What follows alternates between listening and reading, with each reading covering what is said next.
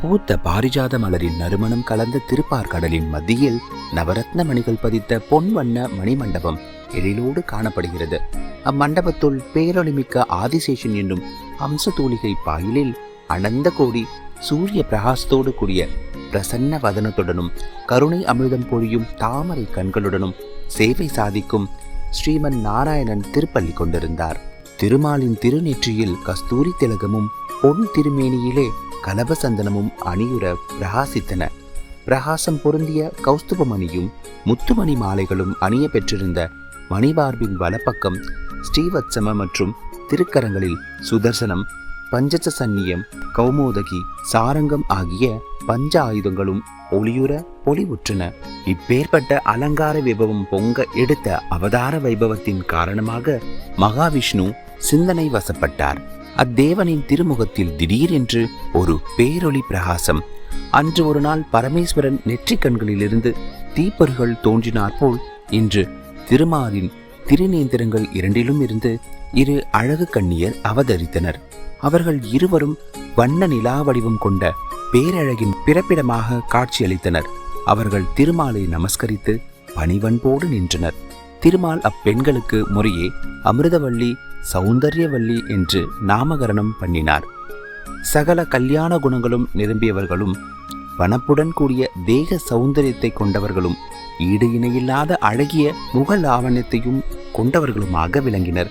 அக்கன்னியர் இருவரும் திருமாலின் திருநயனங்களை போன்ற செங்கன் உடைய நங்கையர்களாக இருந்தனர். திருமால் அவர்களை திருநோக்கம் செய்து, என் புத்திரிகளே, பூ உலகில் நடக்கப் போகும் ஒரு ஒப்பற்ற வைபவம் நிமித்தம் நீங்கள் எனது கண்களிலிருந்து பிறந்தீர்கள். நீங்கள் இருவரும் வைகுண்டத்தில் வாசம் புரிவீர். தக்க சமயத்தில் உங்கள் பிறப்பிற்கான காரணம் உங்களுக்கே தெரியும் என்ற அருள் செய்தார். ஸ்ரீ வைகுண்டத்தில் வாசம் புரியும் வனிதையர் அழகு முருகனின் அருமை பெருமைகளை கேள்வியுற்று அவரையே கணவராக அடைய வேண்டும் என்று இருவரும் மனதில் சங்கல்பம் கொண்டனர். முருகனின் அழகை மனதில் வரித்தனர். அவன் திருநாமத்தை துதி பாடினர். உண்ணும் போதும் உறங்கும் போதும் உலாவும் போதும் முருகா முருகா என்று உள்ள முருகினர். அப்பெண்டிற்கு பால் கசந்தது, உறக்கம் வராமல் பஞ்சனை நொந்தது. அவர்கள் கட்டழகு இளமேனி பசலை பூத்தது. கை வளையல்கள் நழுவின. மன்மதனின் காமபானத்தின் மோக மயக்கத்தில் உடலும் உள்ளமும் தளர்ந்தனர். தொடர்ந்து இரவு பகல் உறங்காமல் விழித்து கொண்டே இருந்தனர். தனிமையில் அமர்ந்து தியான நிஷ்டையில் முருகனை தரிசிப்பது என்ற தீர்மானத்திற்கு வந்தனர். இருவரும் தங்கள் எண்ணத்தை திருமாலின் திருவடியில் சமர்ப்பித்தனர். அச்சுதா, அனந்தா, கோவிந்தா, நாங்கள் இருவரும் ஈசனின் பாலன் முருகனை தவமிருந்து மனம் புரிய எண்ணுகின்றோம். அதற்காக சரவண பொய்கைக்கு புறப்படுகின்றோம். தேவரீர் எங்களுக்கு அருள் புரிய வேண்டும் என்று பிரார்த்தித்தனர். மாதவன் மனம் குளிர தமது புத்திரிகளை திருக்கண் மலர்ந்து, அமிர்தவல்லி, சௌந்தரியவல்லி, உங்கள் பிறவி பயன் பலிதமாக தக்க தருணம் வந்துவிட்டது. சென்று வாருங்கள். மனம் போல் மாங்கல்யம் உங்களுக்கு சித்திக்கட்டும் என்று அருளாசி நல்கி விடை கொடுத்தார். அன்பு சகோதரிகள் இருவரும் திருமாலை வலம் வந்து நிலம் கிடந்து சேவித்து சரவண பொய்கை புறப்பட்டனர். அணிமணி ஆபரணங்களால் அலங்கார பதுமைகளாக காட்சியளித்த சகோதரிகள் இருவரும் நகைகளையும் வெண்பட்டு வஸ்திரங்களையும் கலைந்தனர். காவி உடை உடுத்தி ருத்ராட்சமணி மாலைகள் தரித்து திருவெண்ணீர் அணிந்து மூஞ்சி புல்லால் அரைதனில் ஒட்டியானம் அணிந்து மான் தோளால் மேனியை மறைத்தனர்.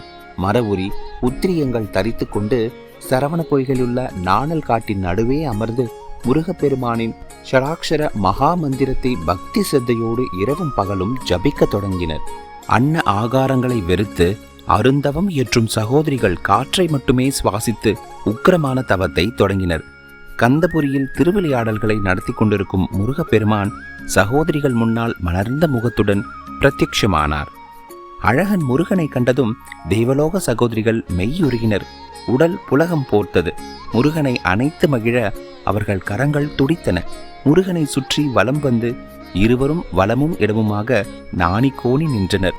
முருகப்பெருமான் சகோதரிகளை திருநோக்கம் செய்து, பரந்தாமனின் நயனங்களில் இருந்து தோன்றிய நற்குண நங்கையர்களே, உங்கள் தியானத்தால் யாம் தன்யனானோம். உங்கள் வரம் என்ன என்று வினவினார். ஆறுமுக பெருமானே, அகிலமெல்லாம் காத்தருளும் கருணாமூர்த்தியான கைலைமலை வாசனின் அருமை புத்திரரே, தேவரீரை திருமணம் புரிய வேண்டும் என்று நாங்கள் தவமிருந்தோம். எங்களை மனம் புரிந்து உங்கள் தர்ம பத்னிகளாகும் பெரும் பாக்கியத்தை தந்தருளுவீர். சகோதரிகளின் கோரிக்கையை ஏற்றுக்கொண்டார் சண்முக பெருமானார். அவர்களுக்கு தனித்தனியே ஒரு நிபந்தனையை விதித்தார். அமிர்தவல்லி, நீ தேவலோகம் சென்று தேவேந்திரனுக்கு புதல்வியாக இருப்பாய். சௌந்தர்யவல்லி, நீ மண்ணுலகம் சென்று சிவமுனிவரின் புதல்வியாக இருப்பாய். தக்க தருணத்தில் உங்கள் இருவரையும் ஆட்கொண்டருளி மனம் செய்து மகிழ்வோம். செந்தில் வேலவனின் அன்பு கட்டளையை சகோதரிகள் மனமுவந்து ஏற்றனர். இங்கனம் சகோதரிகளை அனுகிரகித்த ஆறுமுக பெருமான் சகோதரிகளின் அபிலாஷையை பற்றி இந்திரனுக்கும் சிவ முனிவருக்கும் அருளிச் செய்தார். அவர்கள் கந்தனின் அன்பு கட்டளைக்கு பேரின்பம் கொண்டனர். கந்தபுரிக்கு எழுந்தருளினார் முருகப்பெருமான். சகோதரிகள் இருவரும் முருகனின் ஆணைப்படி தனித்தனியே பிரிந்தனர். இத்தருணத்தில் அமரேந்திரன் சூரபன்மனுக்கு பயந்து கொண்டு மேருமலையில் தேவர்களுடன் ஒளிந்திருந்தான். அவன் முன்னால் சின்னஞ்சிறு குழந்தையாக வந்து நின்றாள் அமிர்தவல்லி. தேவர்களின் தலைவா, திருமாலின் நயனங்களிலிருந்து நானும் என் சகோதரியும் தோன்றினோம். என் பெயர் அமிர்தவல்லி, என் சகோதரி சௌந்தர்யவல்லி. நாங்கள் இருவரும் திருமுருகனை மனம் புரிய வேண்டும் என்று தவம் இருந்தோம். எங்கள் தவம் பலித்தது. முருகப்பெருமான் எங்களை தங்களிடமும் என் சகோதரியை பூவுலகில் சிவமுனிவரிடம் வளரும்படி ஆணையிட்டுள்ளார். அதனால் நீங்கள் எங்களை தங்கள் புதல்வியாக ஏற்றுக்கொள்ளவும் என்று கேட்டுக்கொண்டாள். இந்திரன் அகமும் முகமும் மலர்ந்தான். தனக்கு எப்பேற்பட்ட பாக்கியத்தை முருகப்பெருமான் அளித்துள்ளார் என்று எண்ணி பூரித்தான். அமிர்தவல்லியை தனது புத்திரியாக ஏற்றுக்கொண்டான். தேவேந்திரன் அமிர்தவல்லியை தமது வாகனமாகிய ஐராவதத்திடம் வளர்க்கும்படி ஒப்படைத்தான். ஐராவதம் அக்குழந்தையை மகிழ்ச்சியோடு மனோமதி நகரம் எடுத்துச் சென்றது. ஐராவதம் என்னும் யானையால் வளர்க்கப்படும் குழந்தைகளுக்கு தேவயானை என்று பெயர் சூட்டினர்.